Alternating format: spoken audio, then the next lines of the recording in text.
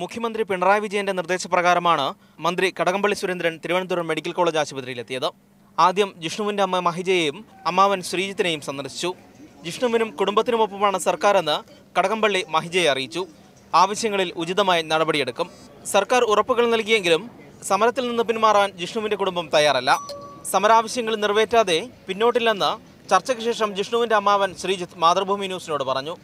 ഇവരൊക്കെ ബോധ്യപ്പെടുന്ന ഒരു തീരുമാനം വരും, ഉറച്ചു വിശ്വസിക്കുകയാണ്. ആ തീരുമാനം വന്നതിന് ശേഷമേ ഞങ്ങൾ നിരാഹാരം അവസാനിപ്പിക്കും. ജിഷ്ണുവിന്റെ കുടുംബത്തിന്റെ ആവശ്യങ്ങളിൽ മുഖ്യമന്ത്രി തീരുമാനമെടുക്കുമെന്ന് മന്ത്രി കടകംപള്ളി സുരേന്ദ്രൻ പറഞ്ഞു. ഇന്നത്തെ ചർച്ചയുടെ കാര്യങ്ങളും മുഖ്യമന്ത്രിയെ അറിയിക്കും. ഗവൺമെന്റും മഹിജയുടെ കുടുംബവും തമ്മിൽ രണ്ടല്ല, ഒന്നാണ്. ഗവൺമെന്റിന് സാധ്യമായ എല്ലാ കാര്യങ്ങളും കുറ്റവാളികളെ നിയമത്തിന് മുന്നിൽ കൊണ്ടുവരുന്നതിന് വേണ്ടിയിട്ട് ചെയ്യുന്നുണ്ട്. ഏതെങ്കിലും കാര്യങ്ങൾ ഇനി ചെയ്യേണ്ടതുണ്ടെങ്കിൽ അതും ചെയ്യുന്നതിന് വേണ്ടിയിട്ട് ഗവൺമെന്റ് തയ്യാറാവും. ഇക്കാര്യങ്ങളെല്ലാം തന്നെ ഞാൻ മഹിജയോടും ശ്രീജിത്തിനോടും സംസാരിച്ചു. നിരാഹാരം മൂലമുള്ള ആരോഗ്യ പ്രശ്നങ്ങൾ ഉള്ളതിനാൽ മഹിജയുടെയും ശ്രീജിത്തിന്റെയും ആശുപത്രിവാസം നീളും. ഹിജാസ് അഹമ്മദ്, മാതൃഭൂമി ന്യൂസ്, തിരുവനന്തപുരം.